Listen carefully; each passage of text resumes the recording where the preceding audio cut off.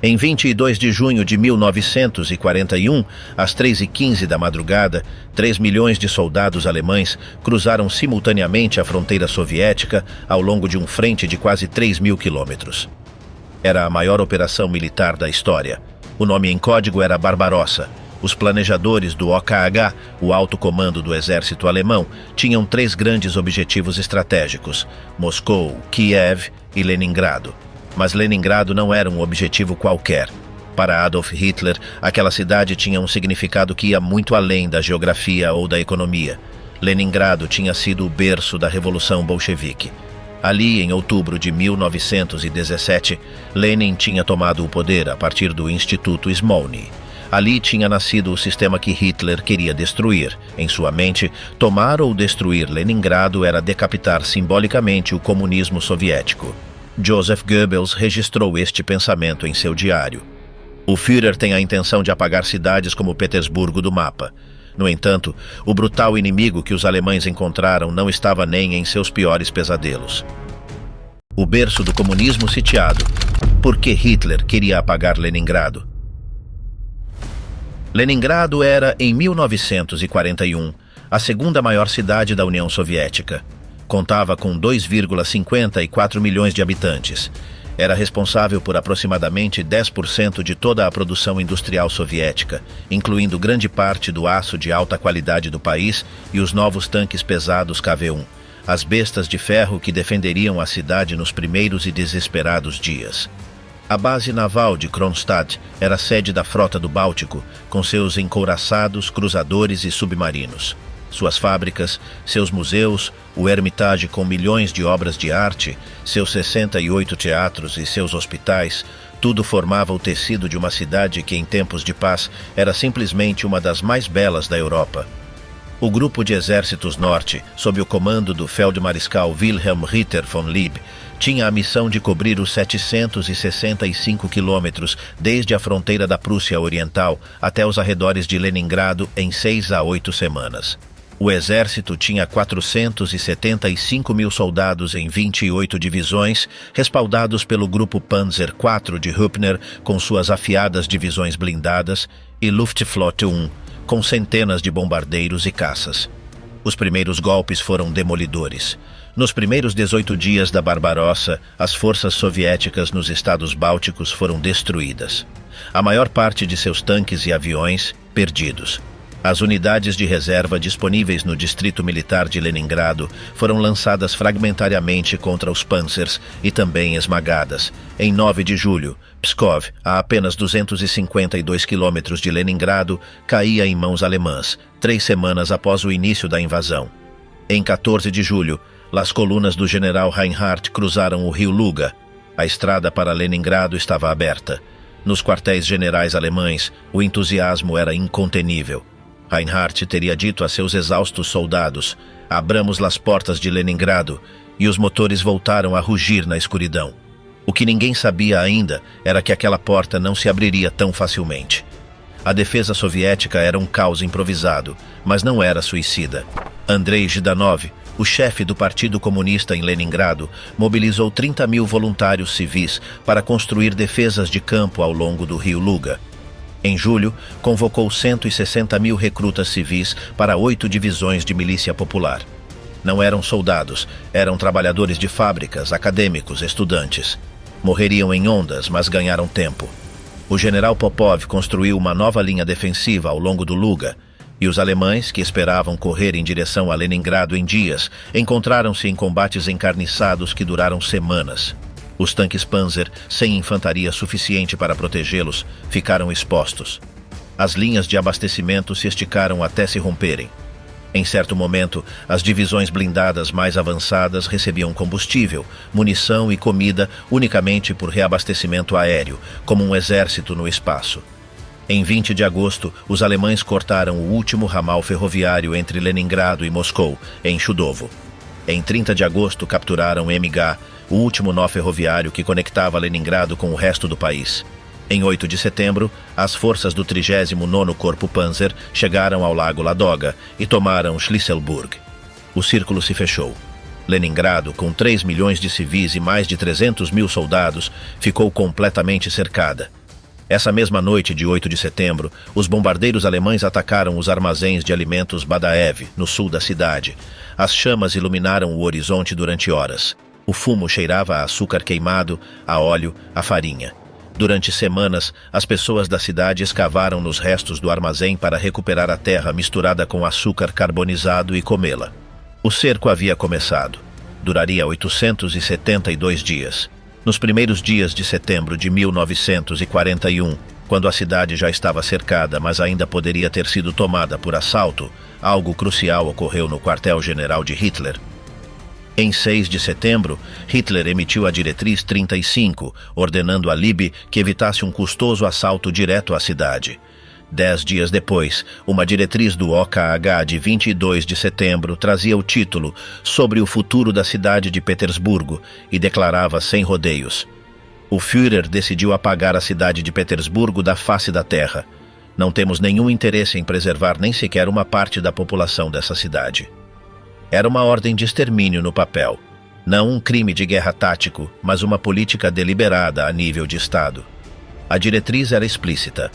Leningrado devia ser submetida a bombardeios aéreos e de artilharia, enquanto a fome terminava com a resistência. Não se aceitaria nenhuma rendição. Se a população tentasse sair do cerco, os soldados alemães tinham ordens de rechaçá-la a tiros. Os generais da Wehrmacht, alguns deles cínicos veteranos de 2 guerras, acataram a ordem. Liebe, um católico conservador que havia participado na repressão do putsch de Hitler em 1923, que era pessoalmente crítico do regime nazista e que depois da guerra seria condenado por crimes de guerra em Nuremberg, recebeu a diretriz e começou a planejar o bombardeio sistemático da cidade. A infraestrutura seria o objetivo prioritário: água, eletricidade, gás. Depois os hospitais, os edifícios residenciais, as fábricas. Em 4 de setembro, a artilharia alemã começou a bombardear Leningrado. Em 8 de setembro, a Luftwaffe lançou sua primeira grande incursão noturna sobre a cidade, com 27 bombardeiros Ju-88 carregados de incendiários. O que se seguiu durante semanas foi uma demolição sistemática. A artilharia alemã tinha peças de todos os calibres, desde canhões de campanha de 105 milímetros até enormes canhões ferroviários de 400 milímetros capturados aos franceses. Entre setembro e dezembro de 1941, a artilharia alemã disparou mais de 40 mil projéteis dentro da cidade. A Luftwaffe voou 675 missões de bombardeio noturno apenas em setembro. Mas Leningrado era difícil de matar dessa maneira.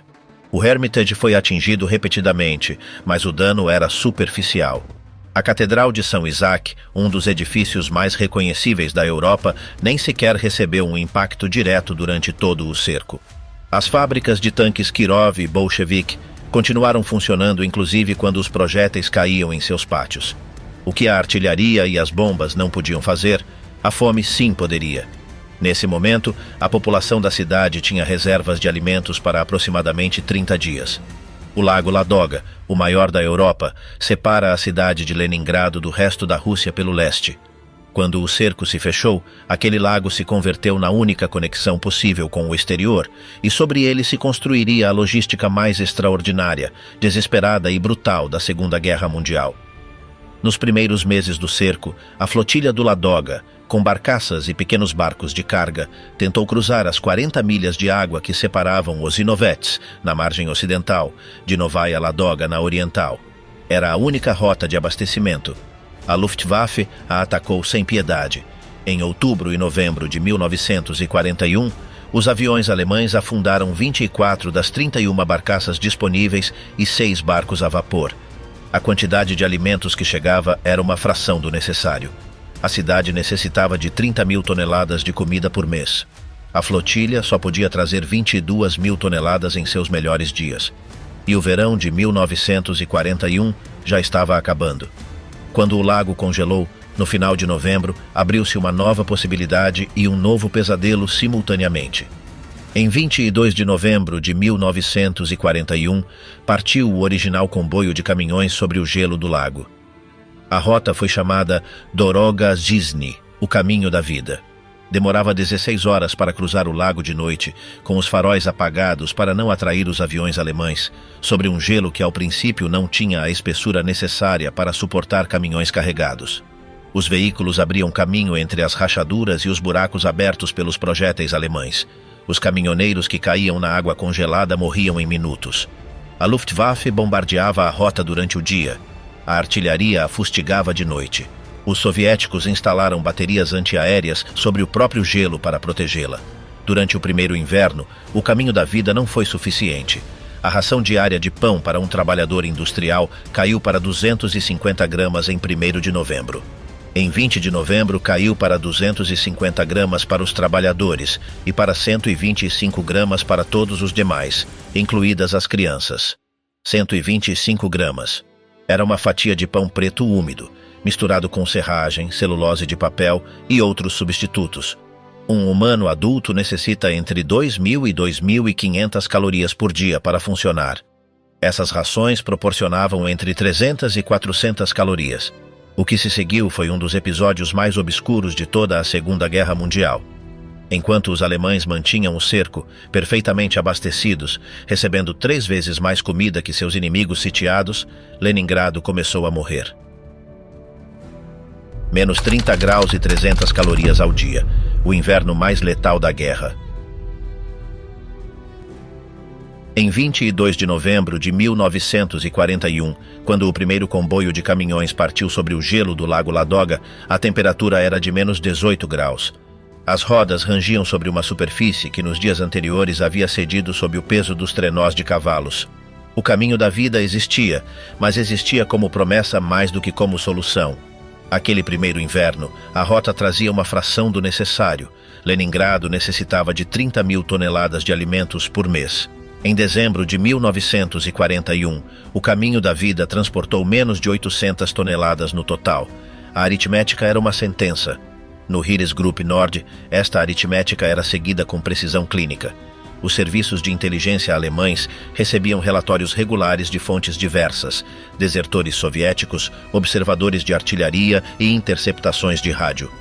Para novembro de 1941, o quartel-general do AOK-18 sabia que as rações civis em Leningrado haviam caído abaixo dos níveis de subsistência. O general Küchler, que comandava o cerco, não ordenou nenhuma ação adicional. Não era necessário. A política já estava fixada pela diretriz de 22 de setembro. A fome era a arma. Apenas fazia falta manter o cerco. Nos relatórios diários do AOK-18 daquele inverno, os relatos sobre a situação alimentar em Leningrado aparecem com frequência sob a rúbrica Zustand der Bevölkerung, estado da população. O tom é o de um agrônomo que observa uma colheita. Em janeiro de 1942, um desses relatórios estimava que a taxa de mortalidade civil havia se multiplicado por 4 desde outubro. Não há no documento nenhuma recomendação de modificar a política. Os soldados do 18º Exército Alemão que rodeavam a cidade recebiam 3 vezes mais calorias que os civis a quem sitiavam. As rações do exército alemão no inverno de 1941 a 1942 para um soldado na linha de frente ascendiam a aproximadamente 3.600 calorias diárias. Pão preto, carne em conserva, leguminosas, gorduras, açúcar e café de malte. Os relatórios do Serviço de Saúde do AOK-18 para esse período documentam como principal problema de saúde entre suas tropas as doenças respiratórias pelo frio e, em segundo lugar, os piolhos. A fome não figura. A 4 quilômetros, nos edifícios de apartamentos de Leningrado, um trabalhador industrial recebia 250 gramas de pão diários desde 1º de novembro. Em 20 de novembro, essa ração caiu para 125 gramas para todos os que não eram trabalhadores de produção essencial, empregados, balconistas, aposentados e crianças. 125 gramas de pão preto misturado com celulose de papel e serragem de madeira, com um conteúdo calórico real de entre 300 e 400 calorias. Um adulto em repouso necessita entre 1.600 e 2.000 calorias para manter o peso corporal. Os habitantes de Leningrado não estavam em repouso. Tiravam água do rio, cortavam madeira, caminhavam quilômetros sob a neve com baldes. Queimavam entre 2.500 e 3.000 calorias e recebiam 300. O inverno foi o mais frio em décadas. As temperaturas caíram para menos 30 graus Celsius em janeiro de 1942. O sistema de calefação urbana havia deixado de funcionar em outubro por falta de combustível. As tubulações estouraram, sem água corrente, sem gás, sem eletricidade.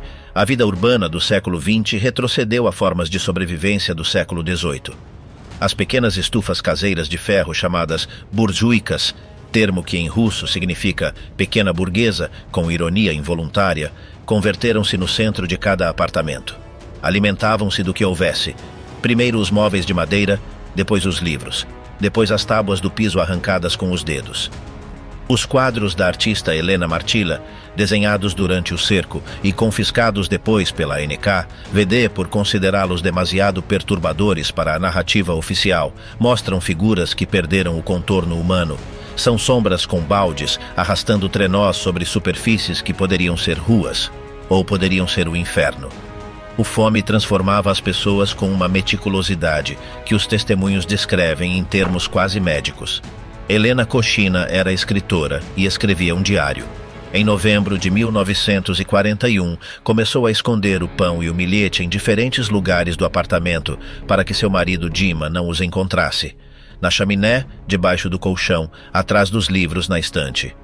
Mas ele os encontra de todas as formas, escreveu.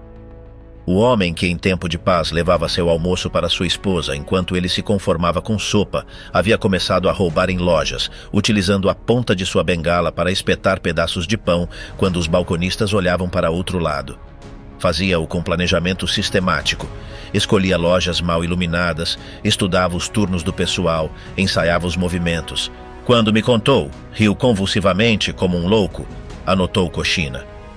A distrofia alimentar, como a denominariam os médicos soviéticos, não era apenas uma redução do peso corporal.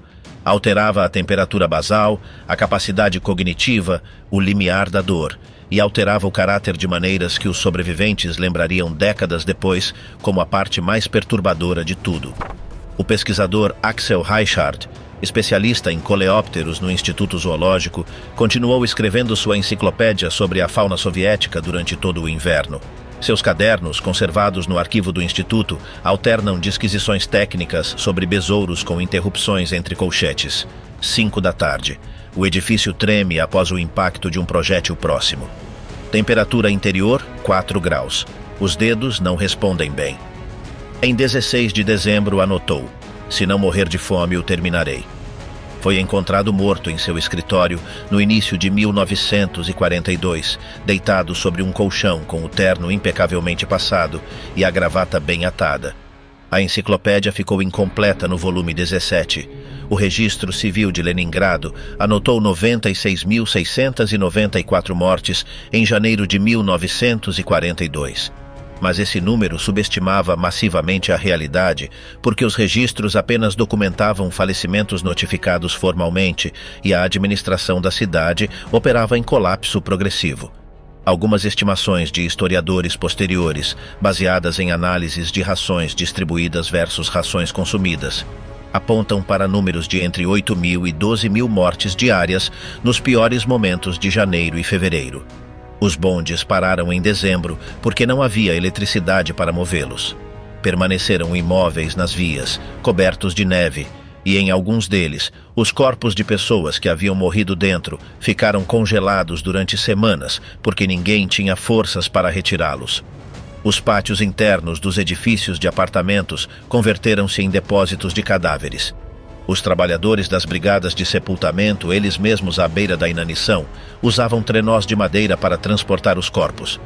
Valentina Hotman, que tinha 12 anos, apresentou-se como voluntária para retirar cadáveres de apartamentos abandonados. Encontrava mais a cada semana e, com horror crescente, descobriu que muitos tinham as nádegas cortadas. O canibalismo começou em novembro de 1941 e alcançou seu ponto máximo no inverno de 1941 a 1942. As autoridades soviéticas estabeleceram um registro policial especial para casos relacionados. Os relatórios da NKVD distinguiam entre trogloditas, pessoas que consumiam cadáveres, e predadores, pessoas que matavam para comer. Os primeiros eram enviados a campos de trabalho. Os segundos, executados. Nos piores meses, os registros policiais documentam várias centenas de casos por semana. O número real foi sem dúvida maior, dado que muitos casos nunca chegaram ao conhecimento das autoridades ou ficaram sem investigar por falta de meios.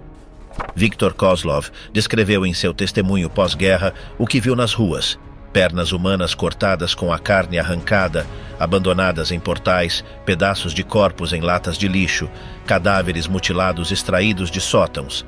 Não era um fenômeno oculto, era visível. Os relatórios da inteligência alemã sobre estas condições chegavam ao Heeresgruppe Nord com regularidade. Em 9 de março de 1942, a Rádio Berlim entrevistou o tenente soviético Sokolovsky, um desertor, que declarou: "Venho diretamente de Leningrado. A cidade está em suas últimas. Os cadáveres em putrefação são agora sua principal fonte de alimento." A Wehrmacht interpretou estes relatórios como confirmação de que o colapso era iminente. O OKH não ordenou nenhuma modificação na política do cerco, mas reforçou a instrução de não aceitar rendição civil e de repelir pela força qualquer tentativa de saída da população. Os bunkers alemães estavam quentes. Os soldados jogavam cartas e escreviam cartas para suas famílias. A lacuna entre ambos os mundos, separados por 4 quilômetros de neve, era absoluta. Dentro dessa neve, existia algo que nenhum planejador militar alemão havia previsto em seus cálculos. O Instituto de Genética de Plantas de Leningrado possuía a coleção de sementes mais diversa do mundo. Milhares de variedades de trigo, centeio, arroz e milho, recolhidas em 4 décadas de expedições a todos os continentes. Em 1941, seus cientistas tomaram uma decisão coletiva. Dividiram a coleção em 16 salas fechadas com chave dupla, acordaram que nenhum membro do pessoal podia entrar sozinho e vigiaram-se mutuamente para que a tentação não vencesse. Durante o inverno de 1941 a 1942, 12 cientistas do Instituto morreram de fome rodeados de alimento que poderia ter sido comido. A pergunta que se haviam colocado em termos coletivos era simples: tem um indivíduo o direito de consumir agora o que no futuro poderia alimentar a milhares? A resposta coletiva foi não. O arquivo que custodiavam sobreviveu ao cerco intacto. O Teatro Musical de Leningrado permaneceu aberto durante todo o primeiro inverno. Seus atores recebiam 125 gramas de pão por dia, a ração mínima. Muitos viviam no sótão do edifício porque não tinham forças para caminhar até suas casas. Sasha Abramov morreu durante o intervalo de Os Três Mosqueteiros, desabando junto ao aquecedor de água enquanto bebia um pouco de chá, ainda com seu terno de mosqueteiro vestido. A função continuou depois que retiraram seu corpo. Tamara Salnikova cruzou a ponte Kirov sob fogo de artilharia para chegar a atuar, arrastou uma mulher ferida até a margem, chegou ao teatro coberta de sangue, tentou derreter a maquiagem congelada sobre uma lamparina de óleo e saiu ao palco com um decote na primeira cena. A sala estava cheia. Os que assistiam faziam-no porque era a única afirmação disponível de que haviam sido humanos e queriam continuar sendo-o. Em 9 de agosto de 1942, a Orquestra Rádio Comitê interpretou no Teatro Filarmônico a 7ª Sinfonia de Shostakovich. O maestro Carlo Eliasberg havia rastreado seus músicos sobreviventes durante semanas. Alguns haviam morrido, outros estavam demasiado fracos. Vários haviam sido enviados à linha de frente. O exército enviou instrumentistas desde as trincheiras para completar o conjunto. Para proteger o concerto dos bombardeios alemães, a artilharia soviética montou uma operação especial nessa noite, esmagando as baterias inimigas em um raio de quilômetros. Os alemães escutaram a música desde suas posições. Anos depois, alguns dos sobreviventes disseram que nesse momento compreenderam que a cidade não ia cair. Operação Centelha, 4.758 canhões e a primeira fenda no cerco. O primeiro comandante soviético na cidade foi o Marechal Kliment Voroshilov, escolhido por Stalin mais por razões políticas do que por seus méritos militares. Voroshilov era um homem do passado, um veterano da guerra civil que nunca havia dominado a guerra mecanizada moderna. Quando os alemães romperam as defesas e o pânico se instalou no quartel-general, Voroshilov e Zhidanov assinaram ordens para afundar a frota do Báltico, temendo que caísse em mãos inimigas. Os navios já estavam minados. Em 11 de setembro, Stalin enviou a Leningrado o general Georgy Zhukov para substituir Voroshilov. Zhukov era 15 anos mais jovem e um comandante de um calibre completamente diferente. A primeira coisa que fez ao chegar foi cancelar a ordem de afundar a frota. Viu de imediato o que Voroshilov havia levado semanas para não ver: que aqueles navios, com seus 338 canhões navais de grande calibre, eram uma peça fundamental da defesa terrestre. Retirou os navios dos campos de minas, aproximou-os da cidade e começou a usá-los para bombardear as posições alemãs. Uma única bateria de 356 milímetros destruiu em uma semana 35 tanques alemães, 12 instalações de artilharia, um batalhão de infantaria e um trem de munições. Mas Zhukov tinha seus próprios demônios.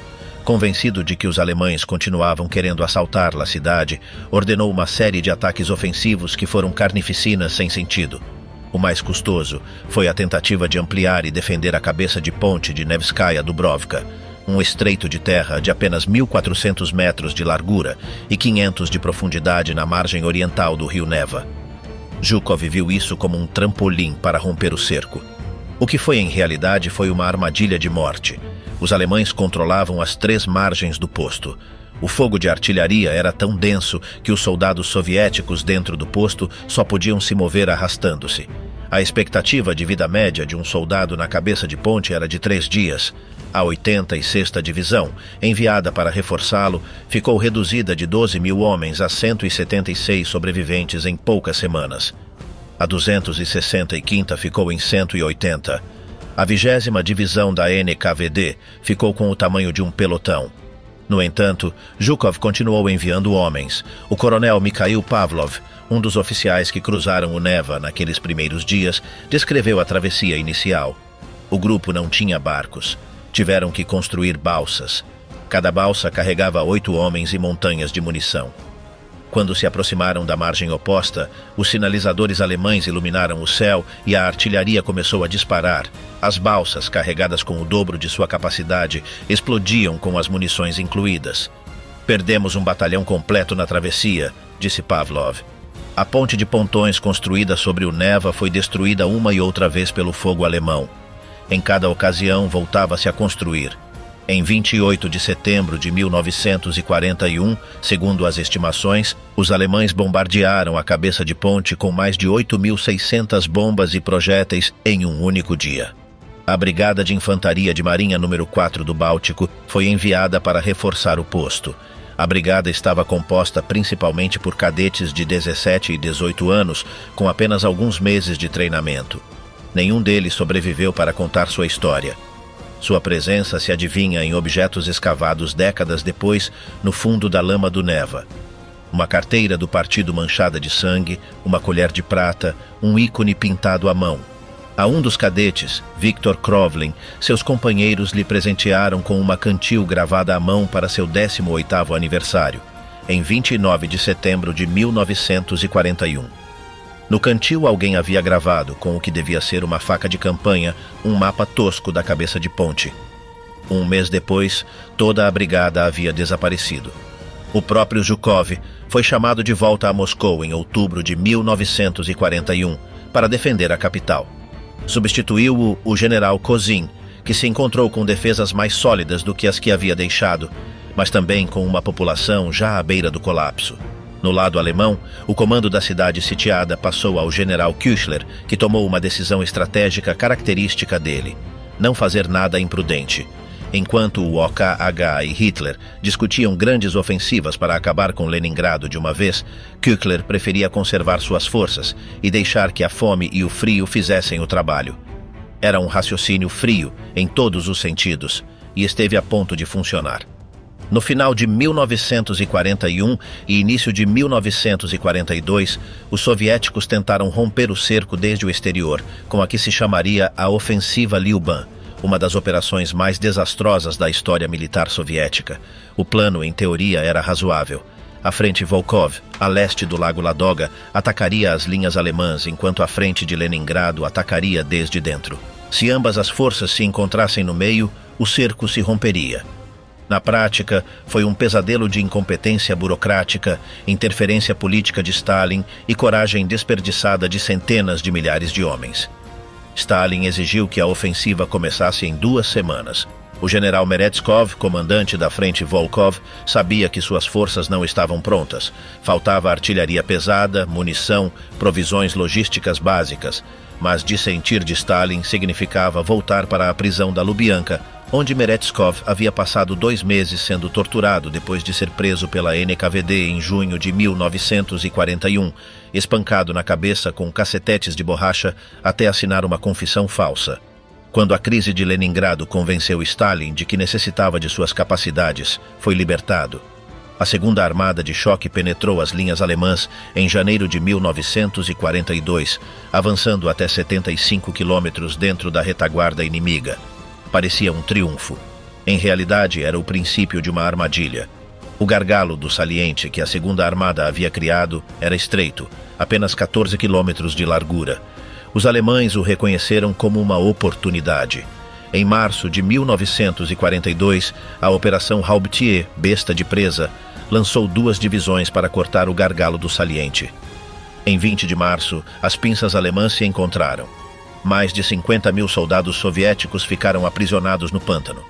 O que se seguiu durou 3 meses e foi um dos episódios mais brutais de toda a campanha do leste. O degelo de primavera converteu o território ocupado pela Segunda Armada em uma foz. Os soldados aprisionados construíram plataformas de madeira sobre a lama para não afundar.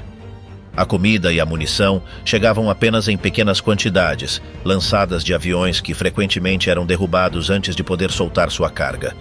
As tentativas soviéticas de reabrir o corredor de suprimento fracassaram uma e outra vez.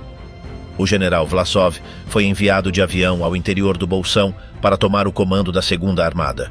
Encontrou uma força reduzida a 30% de sua potência, sem munição e sem comida.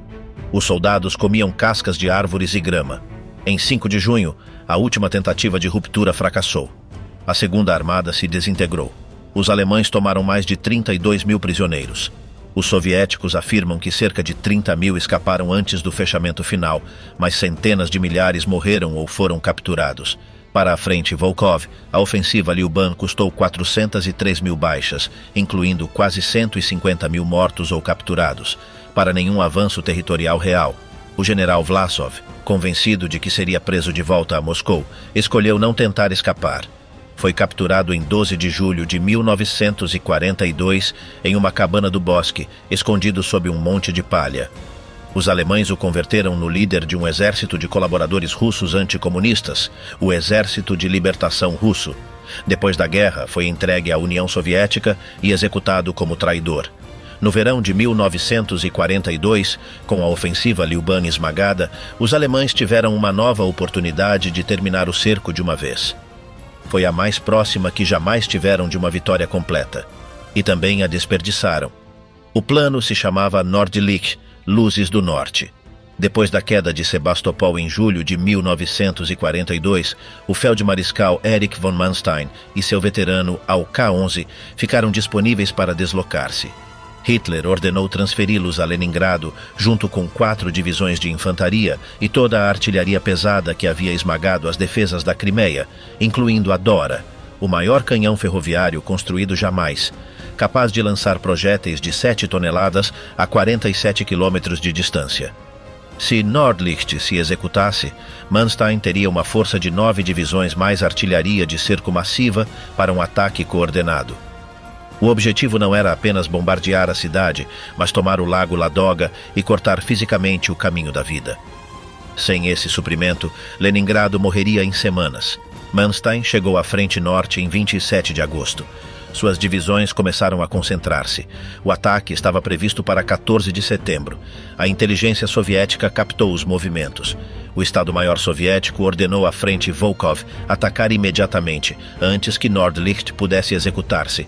O objetivo era forçar os alemães a desviar as reservas que necessitavam para Nordlicht. Em 27 de agosto, o general Starikov e seu 8º Exército lançaram a segunda ofensiva Siniavino contra o corredor de Midyea, o ponto mais estreito do cerco alemão. Se conseguissem rompê-lo, o cerco se romperia. O corredor tinha apenas 17 quilômetros de largura. As forças soviéticas estavam a apenas 17 quilômetros das forças da frente de Leningrado ao outro lado. Durante uma semana pareceu possível. A 19ª Divisão de Rifles da Guarda penetrou 3 quilômetros nas defesas alemãs. O coronel Wengler e seu Grenadier Regiment 366 ficaram completamente cercados no chamado Bosque de Kruglaia. Mas Wengler organizou a defesa desde o interior do cerco e aguentou enquanto Küchler trazia reforços. Os alemães reagiram mais rápido do que o esperado. Em 28 de agosto, já haviam chegado à frente elementos das divisões Jäger e Gebirgsjäger, que iam participar em Nordlicht. 4 tanques Tiger da primeira companhia da Schwere Panzerabteilung 502, a primeira unidade Tiger implantada operacionalmente no Teatro de Guerra do Leste, apareceram no campo de batalha. Um único Tiger podia absorver dúzias de impactos dos canhões soviéticos e destruir qualquer tanque inimigo a mais de 1 quilômetro de distância. O avanço soviético se freou a 5 quilômetros do Neva. 5 quilômetros. A frente de Leningrado não pôde cruzar o rio para fechar a pinça.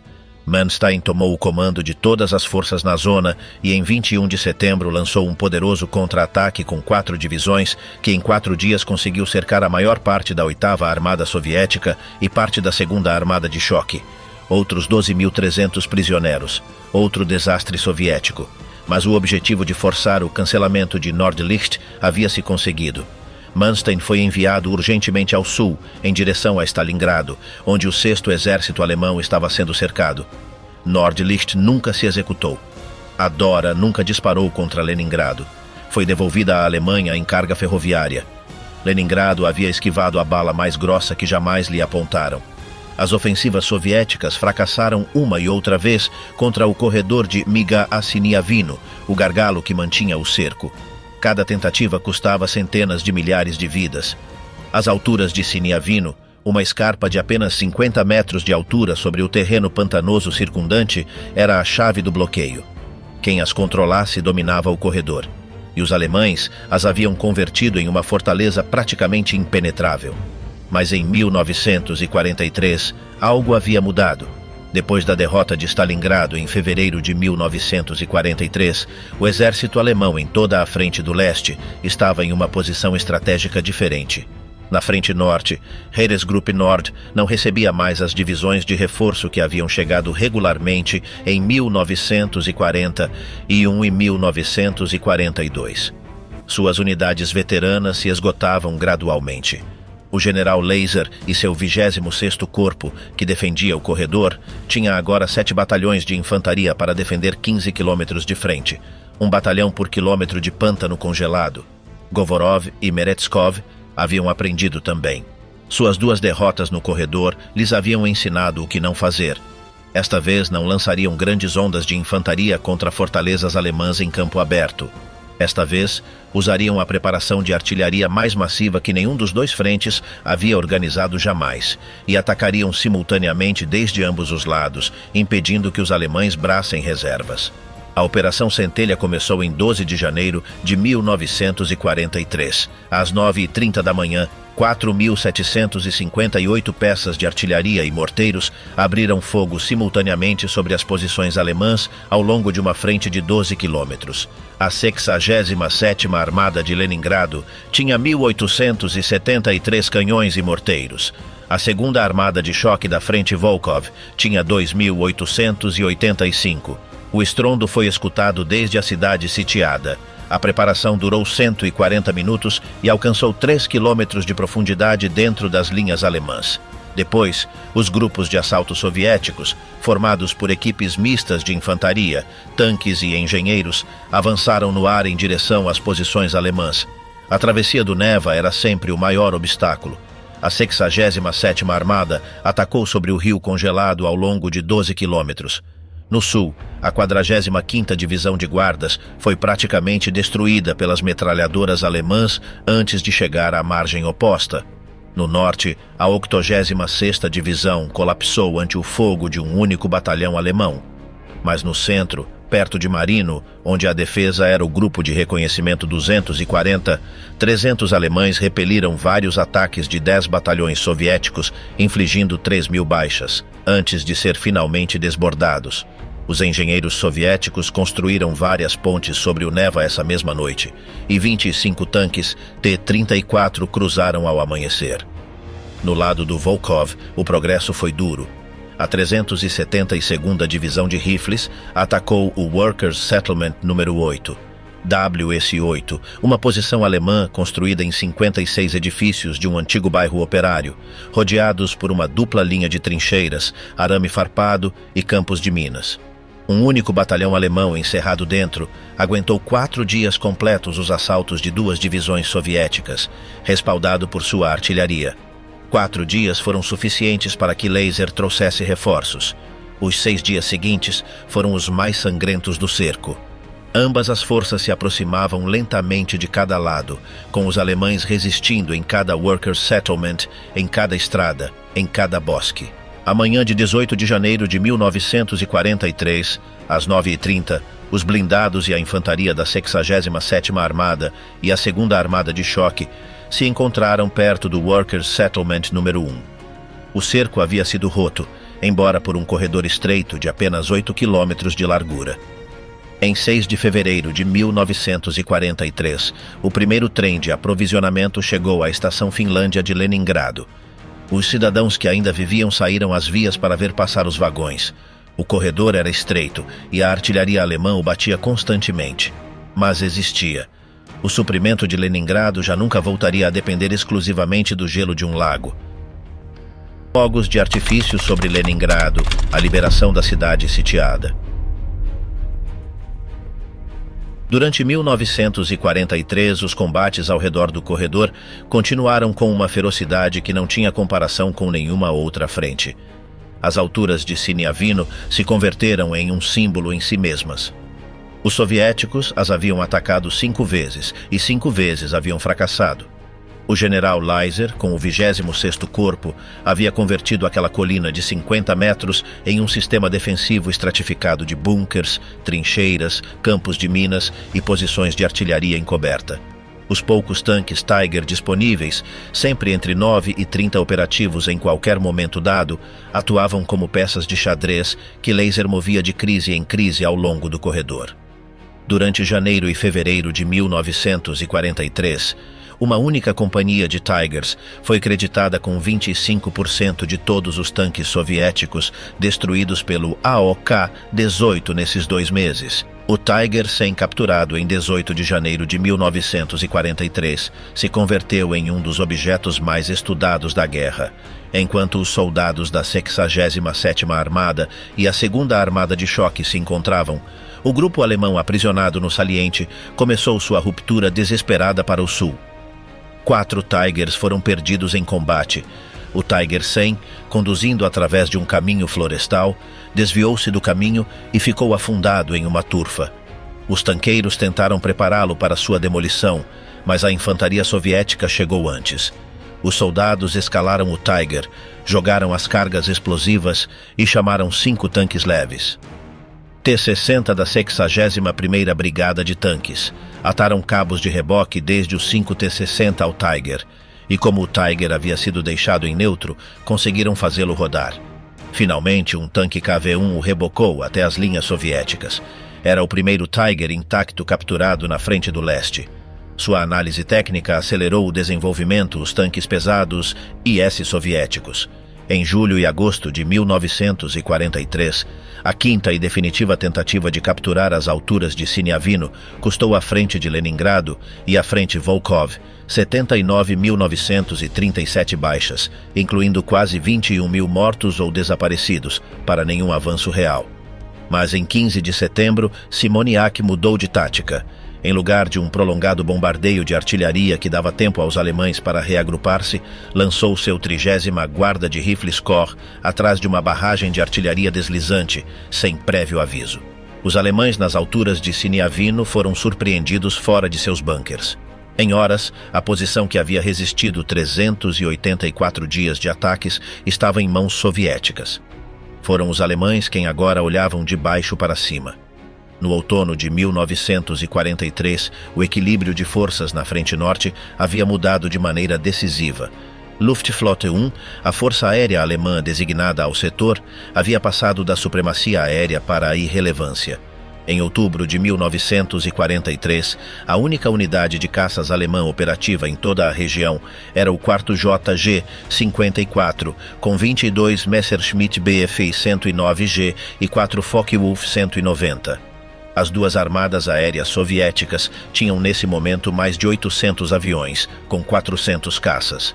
O AOK-18 de Lindemann seguia sendo uma força formidável em defesa, mas suas divisões veteranas haviam sido enviadas uma a frentes mais ameaçadas.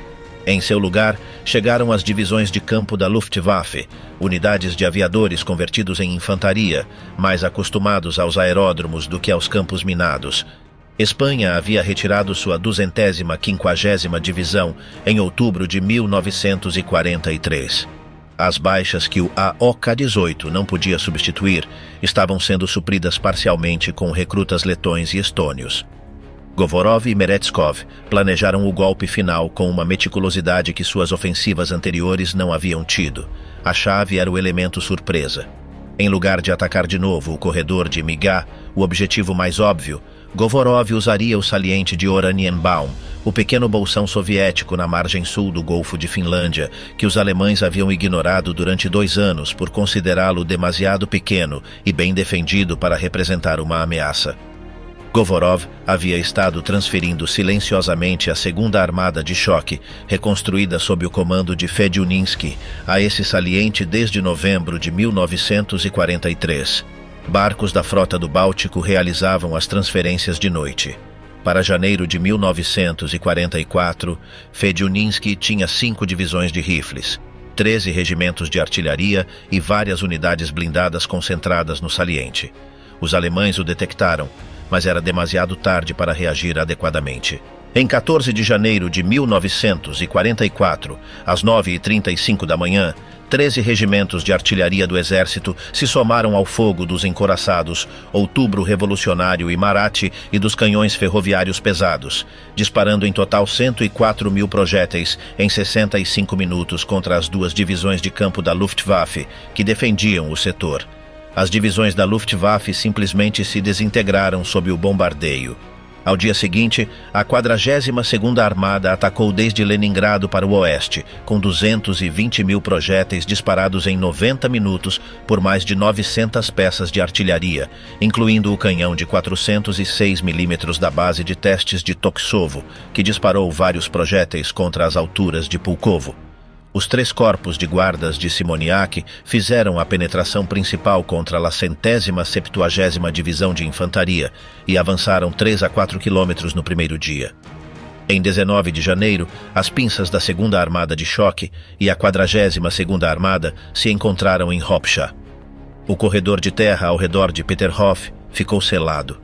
A artilharia alemã, que havia bombardeado Leningrado durante mais de 2 anos, oculta nos parques e jardins do Palácio de Verão dos Czares, foi abandonada nos bosques. Os artilheiros fugiram a pé para o sul. Em 21 de janeiro foi liberada Mengá. O 26, Krasnogvardeysk. Em 27 de janeiro de 1944, o AOK-18 começou a retirar-se sem ordens, e o general Lindemann anunciou o levantamento do sítio. O exército alemão, que havia estado às portas de Leningrado durante 872 dias, se batia em retirada para a linha Pantera, a 150 milhas a oeste. Essa noite, por primeira vez em quase 3 anos, os fogos de artifício iluminaram o céu de Leningrado. Não eram sinalizadores de iluminação, não eram incêndios. Eram foguetes de cores encomendados especificamente para a ocasião, lançados desde 14 posições distintas ao redor da cidade. Os 800.000 sobreviventes que restavam na cidade saíram às ruas. Em 9 de maio de 1945, Stalin designou Leningrado como uma das 5 cidades-herói da União Soviética. A denominação era justa. As cifras do asseio são tão enormes que o cérebro humano tem dificuldades para assimilá-las. As baixas militares soviéticas nas frentes de Leningrado e Volkhov durante os 872 dias ascenderam a ao menos 1,5 milhões, incluindo 620.000 mortos ou capturados. O exército soviético teve que concentrar o equivalente a mais de 60 divisões na área de Leningrado-Volkhov para expulsar a 20 divisões alemãs e, ainda assim, não logrou rodear e destruir nenhuma só delas. As baixas civis são mais difíceis de calcular com precisão, porque a União Soviética suprimiu durante décadas os dados reais do asseio. As estimações mais aceitas falam de aproximadamente 1 milhão de civis mortos na cidade, principalmente por fome. O cemitério comemorativo de Piskariov, no noroeste de Leningrado, contém 420 mil civis e 50 mil soldados da frente de Leningrado, sepultados em fossas comuns. Para pôr estas cifras em contexto, o número total de baixas militares dos Estados Unidos durante toda a Segunda Guerra Mundial foi de aproximadamente 405 mil. Leningrado perdeu mais pessoas só por fome do que toda a participação americana na guerra. O alto comando alemão cometeu erros que decidiram o resultado. Küchler nunca eliminou o saliente de Oranienbaum, embora em julho de 1942 tinha forças suficientes para um ataque rápido de 3 divisões que teria arrasado o pequeno bolsão e privado os soviéticos do trampolim, desde o qual lançariam o golpe final de 1944. A Luftwaffe nunca dedicou os recursos necessários para cortar o caminho da vida, que atravessava um lago aberto durante meses de verão, sem mais proteção do que alguns canhões antiaéreos. O projeto Nordlicht foi desenhado e cancelado sem ter se disparado um só tiro, e a fortíssima presença soviética dentro da cidade demonstrou ser uma sangria constante para o AUK-18 em termos de recursos empregados no asseio. Na defesa das alturas de Siniavino, um lugar de 50 metros de altura, os alemães mantiveram à raia 250 mil soldados soviéticos durante 384 dias, infligindo mais de 400 mil baixas. Como comparação, a guarnição alemã em Monte Cassino, defendendo desde uma altura de 516 metros, resistiu 123 dias contra 100 mil soldados aliados com 20 mil baixas. A atuação soviética melhorou radicalmente entre 1942 e 1944. As mesmas operações que em 1942 terminavam em bolsões massivos e dezenas de milhares de prisioneiros, em janeiro de 1944 produziram ruptura limpa e perseguição operativa. Os oficiais soviéticos aprenderam a coordenar artilharia, blindados e engenheiros. Meretskov e Govorov aprenderam a preparar suas ofensivas com o tempo necessário, embora Stalin os obrigasse rotineiramente a agir antes de estarem prontos. O que os dados militares não capturam é o custo na dimensão humana mais profunda. A poeta Olga Bergholtz viveu o asseio inteiro na cidade e durante ele realizou transmissões de rádio que se converteram em uma das vozes mais conhecidas do sítio. Anos depois escreveu: "Ninguém está esquecido e nada está esquecido", a frase gravada no granito do cemitério de Piskariov. Mas durante o asseio, também escreveu em seu diário privado coisas que a censura soviética não deixou publicar durante décadas. Sobre o medo, sobre o desejo de render-se, sobre os momentos em que a vontade de viver simplesmente se apagava. O saldo final do asseio de Leningrado é inseparável da pergunta de se pôde ter se evitado, ou encurtado, ou terminado de outra forma. A resposta é que houve dezenas de momentos onde o curso dos eventos poderia ter tomado uma direção diferente. Se Manstein tivesse lançado Nordlicht, se Zhukov não tivesse malgastado dezenas de milhares de vidas na cabeça de ponte de Nevskaya Dubrovka, se os alemães tivessem atacado Oranienbaum em 1942, se Stalin tivesse deixado a Meretskov o tempo que necessitava para preparar suas ofensivas. Mas na história os condicionais não têm peso. O que passou foi o que passou. 872 dias de cerco, de fome sistemática, de bombardeio contínuo, de doenças, de frios mortais.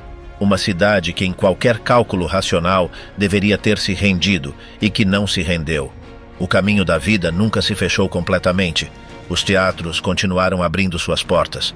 As coleções do Hermitage foram custodiadas por 30 anciãs com alavancas e baldes. Os cientistas do Instituto de Genética morreram de fome junto às suas sementes. Os músicos tocaram com os dedos quase colados aos instrumentos pelo congelamento. Os soldados cruzaram um rio baixo, o fogo mais intenso que a artilharia moderna podia gerar. O asseio de Leningrado foi a operação de extermínio sistemático mais longa que um Estado moderno tem exercido sobre uma população urbana. Durou quase 3 anos. Matou aproximadamente a 1,1 milhões de civis. Não logrou seu objetivo. Andrei Zhdanov, o chefe do Partido Comunista em Leningrado, é uma figura que encarna essa contradição de maneira quase obscena. Enquanto a população da cidade morria de fome à razão de milhares diários, Zhdanov continuou comendo. O economista húngaro Jenő Varga, um dos assessores econômicos de Stalin, voou a Leningrado durante o asseio para dar uma série de conferências. Levava consigo meio pão de reserva. O que encontrou ao chegar ao Smolny, o quartel-general da direção da cidade, foi um refeitório onde a única restrição era que não se podiam tomar 2 rações de carne no almoço. Tudo o demais era abundante. Quando Varga voltou ao hotel, Astoria deu seu meio pão à camareira. Estava fora de si de felicidade, recordou. As fotos de Zhdanov visitando as tropas da frente durante o asseio mostram um homem com bochechas bem arredondadas e complexição saudável. Não tinha estado comendo 125 gramas de pão ao dia. A desigualdade no acesso aos alimentos foi uma constante do asseio. As rações variavam segundo a categoria laboral, a posição política e os contatos. Os operários industriais recebiam mais do que os atendentes de lojas. Os mandos militares mais do que a tropa, os funcionários do partido mais do que ninguém. As cartas interceptadas pela censura de guerra em dezembro de 1941 documentam o ressentimento crescente. Estão evacuando os chefes em avião. Os cidadãos comuns estamos condenados a morrer de fome. Zhdanov respondeu a este descontentamento com os métodos que o sistema soviético tinha preparados para estas situações. Um trabalhador de 50 anos, chamado Sergei Luzhkov, levava desde setembro de 1942, enviando cartas anônimas a Zhdanov e ao prefeito Popkov, sob o pseudônimo O Rebelde, queixando-se da distribuição desigual de alimentos. A NKVD dedicou mais de 1 ano a identificá-lo. Interrogaram 13.000 cidadãos de 2 distritos inteiros da cidade para comparar sua caligrafia com a das cartas. Examinaram outros 27.860 documentos de registro militar. Revisaram os arquivos de caligrafia de 5.732 empregados de fábricas. Em 12 de dezembro de 1943, finalmente identificaram Luzhkov na oficina número 42 de uma siderurgia. Foi preso, confessou ter escrito todas as cartas sozinho, sem ajuda de ninguém, e entregue ao tribunal militar para a sentença. Em pleno asseio, com a cidade destruindo uma geração, o aparato do Estado dedicou 16 meses de trabalho policial a silenciar um operário que se queixava de que os chefes comiam melhor. O caderno de diário de Andrei Krukov, musicólogo e sobrevivente do asseio que começou a escrever em 19 de setembro de 1941 com 12 anos, captura essa dupla realidade.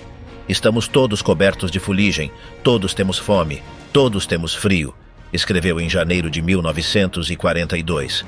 Mas também registrou, com cuidado, os momentos de ajuda mútua entre estranhos, os concertos em hospitais, os pequenos atos de generosidade que se produziam de forma espontânea em meio ao caos. As duas realidades coexistiam. O Estado os esmagava e os abandonava, e os cidadãos se salvavam entre si. No outono de 1944, quando os prisioneiros de guerra alemães foram trazidos a Leningrado para reparar os edifícios que haviam bombardeado, a cidade estava meio vazia. O ambiente era de uma quietude espectral. Colunas de soldados alemães, exaustos e sem o menor rastro da arrogância de 1941, eram conduzidos pelas avenidas principais. Helena Kozina tinha 11 anos. Recordou que os sobreviventes do asseio saíam de suas casas e se situavam silenciosamente nas calçadas para vê-los passar. Ninguém insultava, ninguém ameaçava. Ficamos ali como uma parede delgada e imóvel, e atrás de nós estavam os fantasmas de nossos mortos, escreveu anos depois. Como Stalin apagou a memória do cerco com expurgos e números manipulados. A União Soviética levou décadas para publicar os números reais do cerco de Leningrado. O motivo não era apenas o orgulho nacional ferido, era algo mais complicado e mais obscuro. A versão oficial soviética, publicada depois da guerra, afirmou que durante o cerco morreram 632.253 cidadãos de Leningrado. O historiador Dmitry Likachev, que viveu o cerco, respondeu a esse número com uma pergunta direta: quem fez a contagem? Likachev acreditava que a taxa de mortalidade oficial havia sido subestimada deliberadamente por um fator de entre 3 e 4. Em agosto de 1942, em uma reunião do Conselho Municipal da cidade, afirmou-se que apenas segundo a evidência documental, ou seja, os registros de sepultamento formais, aproximadamente 1.200.000 pessoas já haviam morrido até aquela data, e o cerco continuaria por mais 1 ano e meio. A explicação de por que Stalin queria minimizar esses números tem várias camadas. A primeira é que a magnitude das mortes em Leningrado colocava em questão as decisões do próprio Stalin, especialmente a de não ordenar uma evacuação massiva antes que o cerco se fechasse em setembro de 1941. O aparato soviético sob Stalin nunca reconhecia erros. Os mortos eram administrados estatisticamente. A segunda é que Stalin nunca viu com bons olhos Leningrado nem seus habitantes. A cidade era demasiado europeia, demasiado cosmopolita, demasiado vinculada à inteligência russa. Depois da guerra, entre 1949 e 1952, ele conduziu seu último grande expurgo político, conhecido como o Caso de Leningrado, no qual vários dos líderes que haviam organizado a defesa da cidade foram presos e executados. O Museu do Bloqueio de Leningrado, fundado em 1943, enquanto o cerco ainda continuava, foi fechado em 1949. Seus arquivos foram confiscados. A terceira é que a escala do sofrimento civil em Leningrado era incompatível com a narrativa heróica que o Estado soviético queria projetar. Os mortos heróicos em combate eram aceitáveis. As vítimas civis do canibalismo, do roubo de cartões de racionamento, das epidemias de disenteria em apartamentos sem água corrente, de pessoas que morriam sozinhas em suas camas, enquanto os vizinhos não tinham forças para ajudá-las, tudo isso era politicamente inconveniente. Durante a guerra, os censos da cidade foram segredo de Estado. O prefeito Popkov, quando o jornalista Alexander Wert lhe perguntou em 1943 quantas pessoas haviam morrido no inverno de 1941 a 1942, respondeu que foram algumas centenas de milhares. E sorriu quando Wert perguntou qual era a população atual da cidade. "É realmente necessário que você saiba", disse. O prefeito Popkov foi fuzilado em 1950 no expurgo pós-guerra de Leningrado. As estimativas acadêmicas atuais mais aceitas situam o total de mortes civis no cerco entre 800.000 e 1.100.000 pessoas. A diferença entre a cifra baixa e a alta equivale à população completa de cidades como Sevilha ou Frankfurt. Ainda assim, há um elemento do cerco que os historiadores militares debateram durante décadas sem chegar a uma conclusão definitiva. Por que os alemães nunca tentaram a sério fechar o caminho da vida sobre o lago Ladoga? A pergunta não é retórica. A rota de abastecimento através do lago era, em teoria, vulnerável a múltiplos tipos de ataques. No inverno, os comboios de caminhões cruzavam sobre o gelo a velocidade reduzida, sem poder parar porque o gelo cederia sob o peso estático. Os veículos viajavam com os faróis apagados, separados por intervalos de 100 metros, sobre uma superfície plana sem cobertura. Uma operação de sabotagem das baterias de artilharia que protegiam a rota, combinada com um ataque sustentado da Luftwaffe durante vários dias seguidos, poderia ter interrompido o tráfego no momento mais crítico do inverno de 1941 a 1942. No verão, as barcaças da flotilha do Ladoga cruzavam um lago de 40 quilômetros de largura em travessias de 16 horas.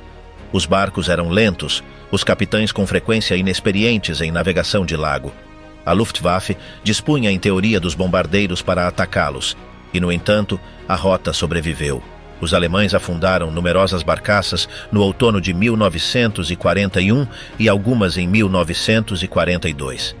Mas nunca concentraram poder aéreo e de artilharia suficiente para fechar a rota de maneira sustentada. A Luftflotte nunca dedicou mais do que uma fração de suas forças a essa tarefa.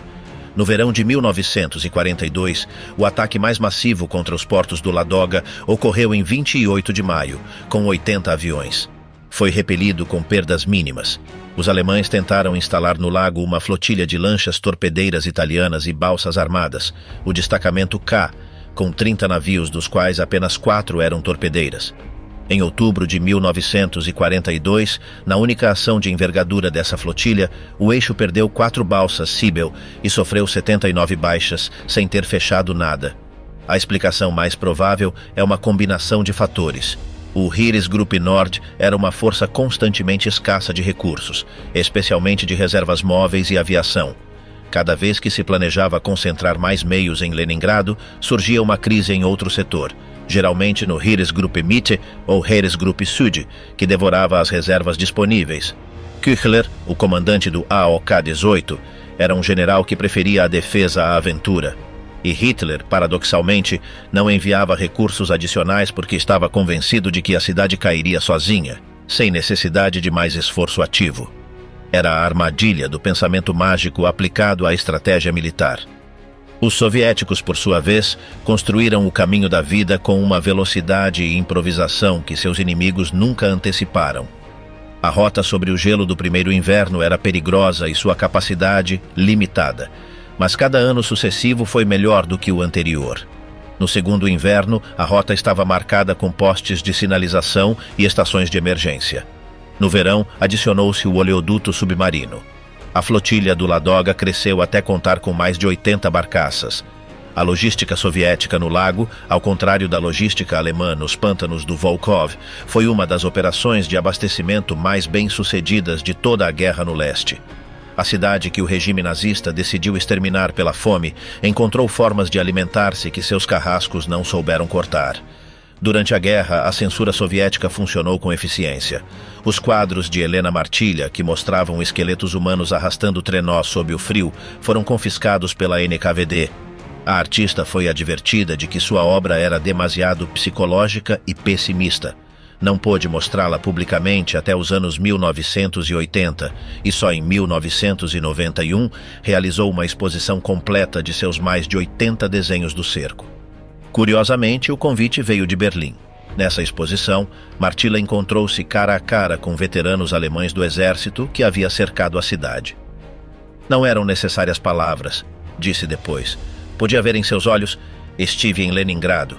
Conduzi-os através dos meus desenhos, eles faziam perguntas sobre as condições na cidade bloqueada. Em determinado momento, o grupo parou e um dos veteranos deu um passo à frente. Peço que me perdoe, disse. Nada disso era necessário do ponto de vista militar. Tentamos destruir vocês, mas destruímos a nós mesmos como seres humanos. Martila respondeu. A guerra é terrível, mas minha disputa é com o fascismo, não com o povo alemão. E o fascismo existe em todos nós. O diário de Lena Mukina, escrito entre os 17 e os 20 anos durante o cerco, esteve guardado nos arquivos do Estado durante décadas. Não foi publicado até 2011 em russo e mais tarde em inglês e alemão. Mukina descreve a fome com uma honestidade que a censura soviética nunca teria permitido. Sua obsessão por comida, os sonhos em que comia, a sensação de que o mundo completo havia sido reduzido a perguntas sobre o que havia para comer e onde. A pesquisadora Svetlana Magaeva realizou durante décadas entrevistas psicológicas com sobreviventes do cerco para documentar os efeitos a longo prazo do trauma. O que encontrou não se encaixava em nenhum modelo padrão de estresse pós-traumático. Muitos sobreviventes descreviam o cerco não apenas como o período mais terrível de suas vidas, mas também como o mais intensamente vivido. A proximidade constante da morte havia produzido em algumas pessoas uma capacidade de atenção, de percepção do momento presente e de solidariedade com os outros que, na vida normal, nunca haviam sentido com essa intensidade. Alguns sobreviventes tinham dificuldades para se readaptar à vida ordinária depois do cerco. Não porque estivessem traumatizados no sentido clássico, mas porque a vida ordinária lhes parecia insuportavelmente trivial. O cerco também deixou feridas que nunca cicatrizaram de todo. Nas décadas posteriores, os sobreviventes desenvolveram taxas anormalmente altas de doenças cardiovasculares, digestivas e neurológicas. Os médicos soviéticos cunharam a expressão distrofia alimentar para as sequelas físicas da fome extrema. Muitos dos meninos que haviam sobrevivido ao primeiro inverno morreram daquelas sequelas anos ou décadas depois. A cifra de 872 dias é precisa, mas a duração do cerco para seus sobreviventes foi muito mais longa. O último veterano do cerco registrado morreu há poucos anos. No cemitério de Piskariov, onde a inscrição de Olga Bergholtz diz: "Ninguém está esquecido e nada está esquecido", as fossas comuns marcadas simplesmente com o ano da morte continuam sendo visitadas a cada 27 de janeiro, o aniversário da liberação. As flores que são deixadas sobre o granito são frescas a cada ano. O caderno de Tânia Savicheva foi apresentado como evidência nos julgamentos de Nuremberg. Está conservado no Museu do Bloqueio de São Petersburgo. Mede 9 por 13 centímetros. As entradas estão escritas em páginas correspondentes a cada letra do alfabeto russo.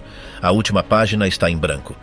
Tânia Savicheva tinha 11 anos quando os alemães rodearam Leningrado em setembro de 1941. Vivia com sua família no número 13 da rua Segunda Linha, na ilha Vasilevsky. A família era numerosa.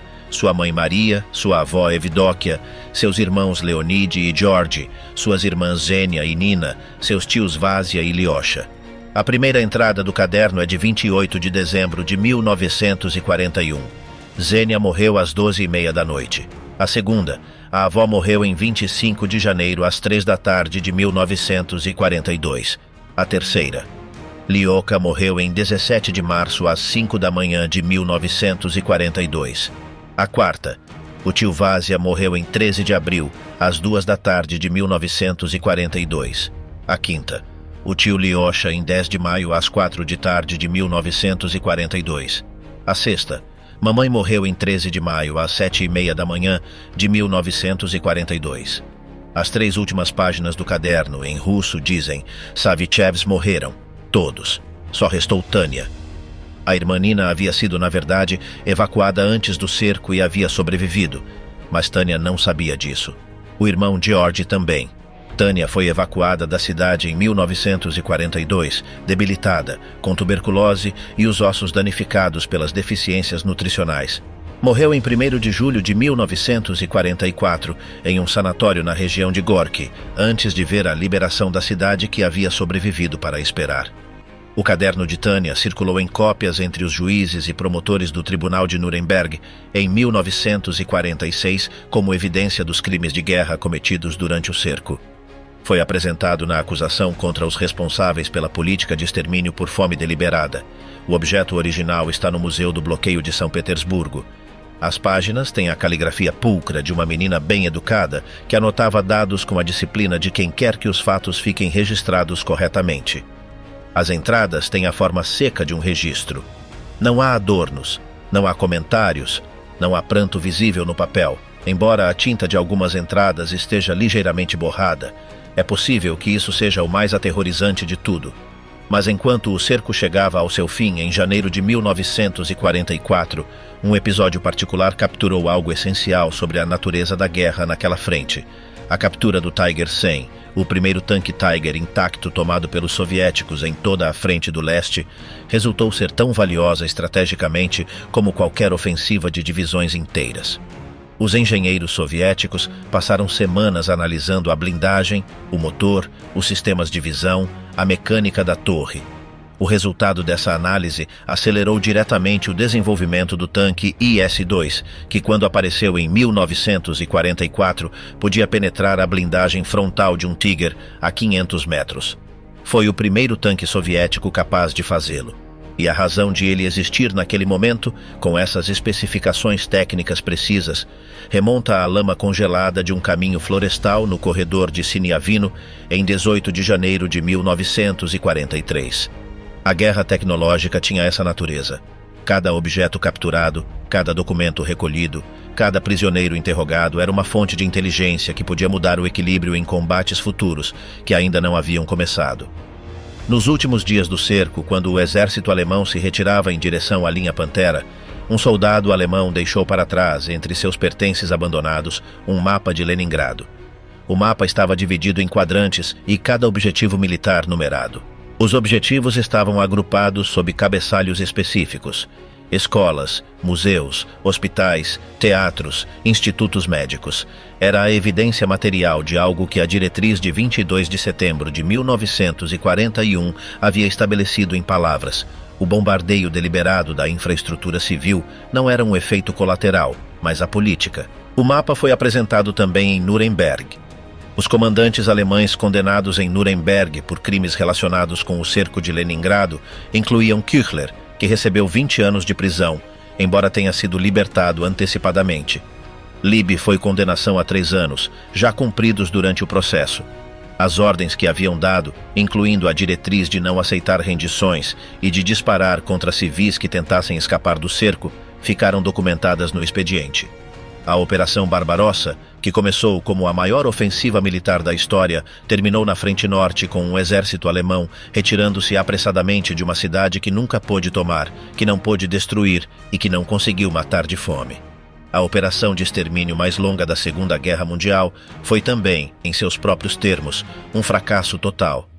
A cidade que havia sido o berço da Revolução Bolchevique, que Lenin e seus sucessores haviam temido perder mais do que quase qualquer outra coisa, sobreviveu porque 300 mil soldados e 800 mil civis se negaram a render-se durante 872 dias.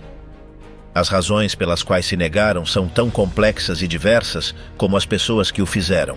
O medo do que os alemães fariam se entrassem, o orgulho na cidade e em suas instituições, a solidariedade com os vizinhos, a inércia do dia a dia, o instinto de sobrevivência sem nenhuma ideologia por trás e, em alguns casos, sim, também a convicção política de que o que estavam defendendo valia o preço. Em 27 de janeiro de 1944, quando os fogos de artifício iluminaram o céu de Leningrado pela primeira vez desde o início do cerco, a cidade tinha menos da metade da população que havia tido em 1941. Os que ficavam haviam vivido uma experiência que não tinha equivalente em nenhum outro lugar do mundo naquele momento.